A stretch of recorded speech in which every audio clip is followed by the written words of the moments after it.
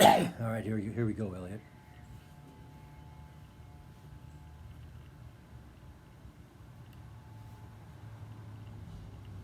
Good evening and welcome to the Thanksgiving Eve edition of Wednesday Supper, brought to you by the Community Church of Lake Forest and Lake Bluff. My name is Tom Dickelman, and I'm delighted that you have joined us for a few moments to be together for this Thanksgiving celebration and time to offer thanks and have a song and a smile in our heart. Now, the truth of the matter is the year 2020 has been eminently forgettable. It's been a frustrating, incredibly difficult year for so many between the elections and questions about, and concerns about the economy and what the future holds, and COVID-19 and social justice issues in educating our kids. The list goes on, and making it all worse is the fact that we can't get together and be with our family and friends and fellow church members in the way that we normally would to provide support to one another. And so here we are doing the best we can.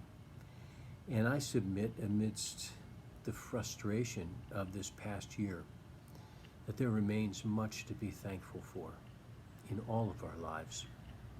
In looking at my life, certainly my family is at the top of the charts in terms of Thanksgiving.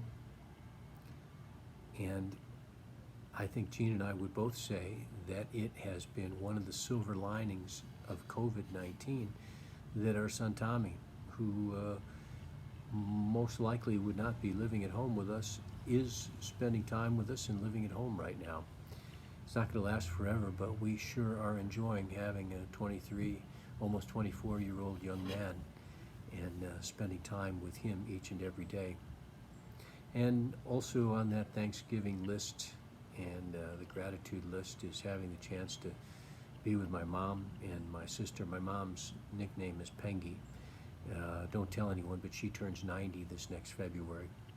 And my sister, who's having some health challenges right now, I've had the chance to be with them a number of times, and that's been a great blessing over the last 3 or 4 months. I would be remiss if I didn't also mention as a Thanksgiving in my own life the great joy that comes to me from being part of the church staff. We have one other full-time person and a team of part-timers, and if you have ever been part of a high-performing team, you know that it is an absolute joy. It seems like the folks on the community church team, 7 or 8 of us, I guess, are all pretty much in the same place in terms of how they think about being on a team and how it is they think about their jobs and what it is they do for me and for all of you. And without exception, everyone has this servant leadership mindset that it's taking care of other people that is on the top of their list. And so I count being part of the community church staff and the team that we have as being a great, great blessing in my life. So the question is, what are the things that you are thankful for this Thanksgiving? I'm thankful for the song that you're about to hear. It is from a group that you've heard of, yet who has never ever played at the community church or performed or sung or however you'd want to say it. I guess we've never actually made an invitation, but from this point forward, I hope they know that we'd love to have them anytime. The song that they'll be performing is Now Thank We All Our God, a tune familiar to many of you. It's by Johann Kruger. It's arranged by John Rutter. And listen now to that group that's never sung or played or performed at the community church. They're simply known as the Mormon Tabernacle Choir. And then play that video.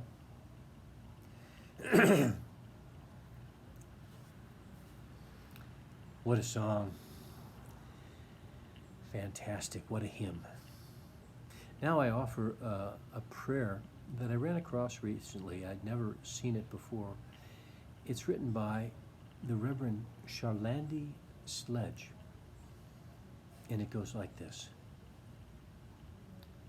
It would have been enough, Lord, to live on this earth, to have the holy privilege of being human, to be able to breathe deep and move and touch and taste, to get to hug and cry and sing and sigh with relief, to take sips of water and feel the wind on our cheeks, to pick up smooth stones and hear the rain on the roof, to stand beneath the wondrous sky with our souls swaying in awe. It would have been enough to have the gift one day, but instead you gave us the rhythm of work and rest, 7 days that cycle through the bare branches of winter into the growth of spring and summer and the harvest of fall. It would have been enough, Lord, to have one source of water, but we have oceans full of another world of life, waves washing on the shore, rain to sustain the land, rivers to baptize our spirit, streams in the desert, and when we need it, a cool cup of water to quench our thirst.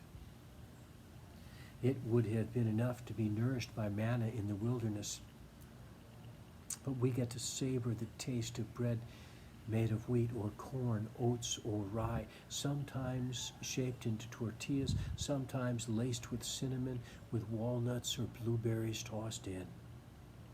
And to our table, God added peaches and pumpkins and pomegranates, eggplants, mushrooms, and apricots, and a circle of people who feast with us in communion.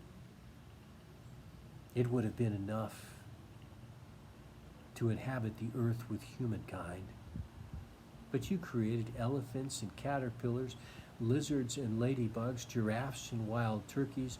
Oh God, you filled the air with butterflies and dragonflies, and the ocean with starfish and turtles and whales. The privilege of living in communion with you, O Lord, would have been enough. But we also get to live in neighborhoods and in community, to feel connected with brothers and sisters around the globe, to share our wealth with the hungry, and to visit Pakistan and El Salvador and South Africa and Greece and Germany and Turkey and Burma through the stories of others, to marvel at language beyond words and in words, to travel and then to return home. Talking to communicate our simple needs would have been enough, but we also get to sing in harmony and laugh until our sides ache, offering healing words and embrace each other with our prayers. It would have been enough to watch the passage of time from afar, but we get to express concern for each other in times of grief and fear and joy, to hold hands and to whisper prayers, to welcome new babies and to say goodbye to the saints among us, to walk with each other through the passages of life. What a deep and profound gift. It would have been enough, O Lord, to hear our own voices, but you gave us the sounds of Mary Oliver and Garrison Keillor. It would have been enough to have one way to make music, but we have Bach and Handel and the organ and the voices of our children. One book would have been an incredible gift, but we have been lavished with Dr. Seuss and E.B. White, Emily Dickinson and Annie Diller, Wordsworth and the Apostle John, and Annie Lamott and Frederick Buechner. It would have been enough to be blessed with arms open to receive God's gift. But we are also blessed with the chance to participate with creativity and imagination, bringing healing to our broken world. It would have been enough for you to have offered us love once, but your love comes over and over and over again, every moment of every day, and it is so much more than enough. Amen. And now a song. A few of you may have heard it, by an unknown singer and songwriter titled The Thanksgiving Song. It comes from our service, our Thanksgiving service, on November 25th, 2018. Enjoy. And then play that song from November 25th, and then go to this. And now final words from Frederick Buechner, whom I mentioned just a moment ago in the prayer, who reminds us whom it is we should thank this holiday. We listen to the evening news with its usual recital of shabbiness and horror. And God, if we believe in Him at all, seems remote and powerless, like a child's dream. But there are other times, often the most unexpected, unlikely times, when strong as life itself comes a sense that there is a holiness deeper than shabbiness and horror, and at the very heart of darkness, a light unutterable. Is it only the unpredictable fluctuations of the human spirit that we have to thank? We must, each of us, answer for ourselves, remember for ourselves, preach to ourselves our own sermons.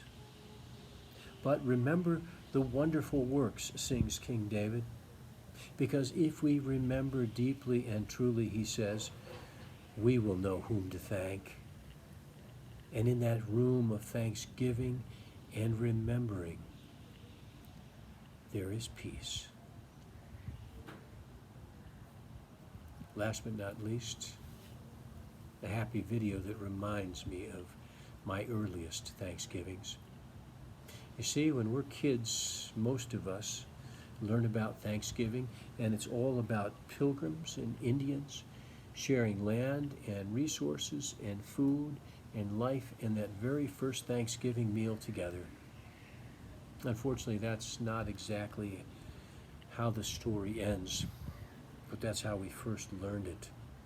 And this video reminds me, in a humorous fashion, of how we can all share this wonderful world of God's creation.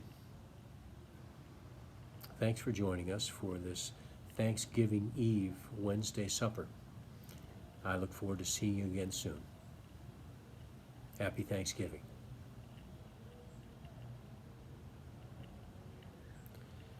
And then please play the video.